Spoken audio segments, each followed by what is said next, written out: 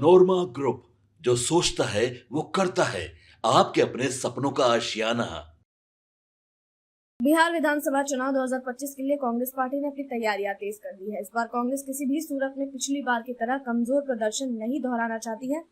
इसी को ध्यान में रखते हुए पार्टी ने 58 पर्यवेक्षकों की नियुक्ति की है, जो चुनावी रणनीति और संगठनात्मक कार्यों की निगरानी करेंगे। इन पर्यवेक्षकों में कई नामचीन नेता शामिल है, जैसे कि अली मेहंदी, अशोक चांदना, अनुपमा आचार्य, मनोज यादव, नदीम जावेद, शोएब खान, अखिलेश यादव और वीरेंद्र यादव।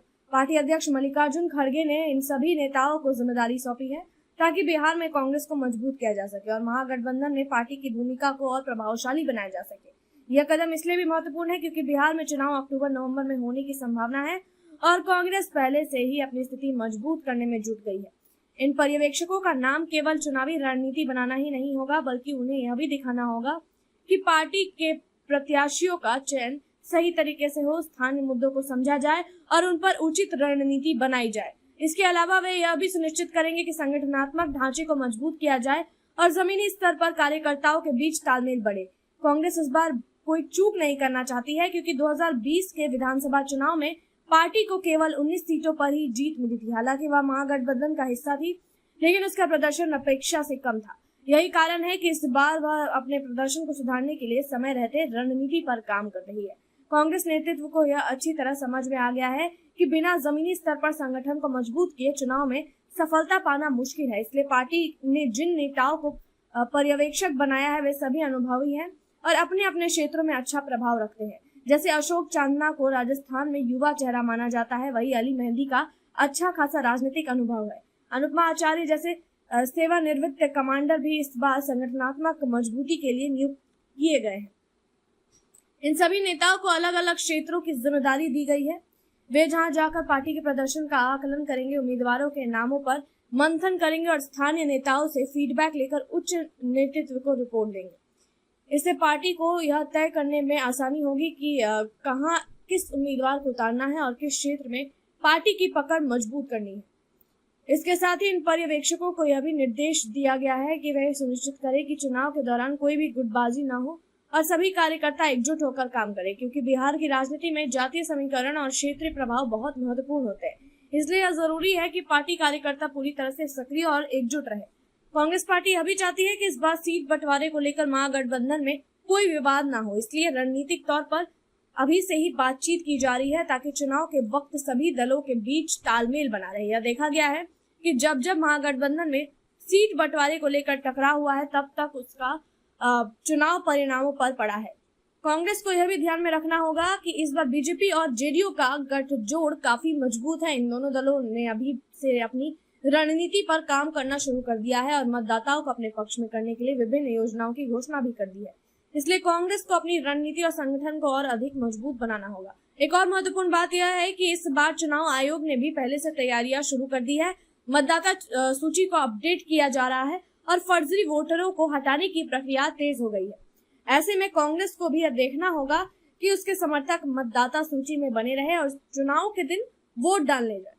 पार्टी यह भी चाहती है कि इस बार प्रचार में युवाओं की भागीदारी बढ़े, इसलिए पर्यवेक्षकों को यह भी जिम्मेदारी दी गई है कि वे युवा कार्यकर्ता को जोड़े और सोशल मीडिया का अधिकतम उपयोग करें। आज के समय में सोशल मीडिया एक बड़ा हथियार बन चुका है, जिसे नजरअंदाज नहीं किया जा सकता। इस पूरी तैयारी से यह साफ है कि कांग्रेस इस बार बिहार में मजबूत वापसी करना चाहती है।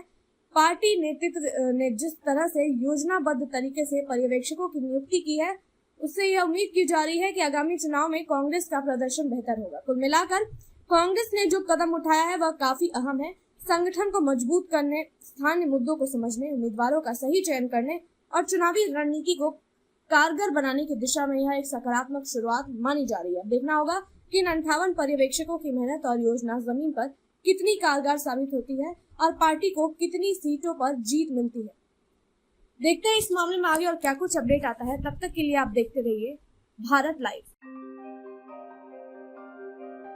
आपके सपनों को हमने सजाया है, ई होम्स पैनोरमा को हमने बनाया है। ई होम्स मेरा एक सपना था, जिसपे मैं पिछले 4 साल से काम कर रहा था। हमने जो बनाया है वो सबने है माना। ई होम्स पैनोरमा में हो आपका भी आशियाना। और फाइनली हमने 2021 में इस प्रोजेक्ट को लॉन्च किया। बहुत लोग अप्रिशिएट कर रहे हैं कि पूर्णिया जैसे शहर में, बिहार के, एक तो बिहार की बात करें उसमें भी पूर्णिया जैसे छोटे जगह में इस तरह का लाइफस्टाइल देना, ये सुन के हम लोगों को बहुत अच्छा लगता है। ई होम्स में हमने कुछ और भी किया है, जैसे हम जिस जगह में रह रहे हैं हमारे फैमिली सिक्योर हो, उनको सिक्योरिटी का ध्यान में रखा है। आपकी सुविधा और सुरक्षा आपके लिए खास है, ये आपका विश्वास है। इसमें आर्टिफिशियल इंटेलिजेंस का 7 लेयर सिक्योरिटी का हमने इस्तेमाल किया है। लस ग्रीन कैंपस को बनाया है। यदि हमारा बाउंड्री वाल है तो वो वर्टिकल गार्डन है।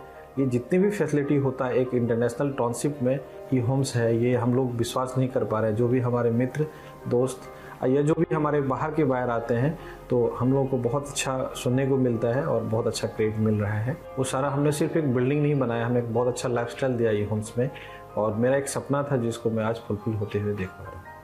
ये आपका आवास है। ई होम्स पैनोरामा में अब आपका निवास है। E homes Panorama, luxurious lifestyle redefined. Panorama group, जो सोचता है वो करता है। अगर ये वीडियो पसंद आई और वह बिहार के राजनीति और बिहारियत से सरोकार रखेनी तो सब्सक्राइब बटन दबा के चैनल के सब्सक्राइब कर ली। ओजे एगो घंटी बा, ओकरा बटन दबा देला से कुल सटीक और मारक खबर रुआ मुफ्त में मिल जाई। अगर रुआ पत्रकारिता के हमनी के नया प्रयोग में सहयोग कर चाहतानी तो ज्वाइन बटन दबा दी। पेटीएम नंबर नोट कर ली 9386816700।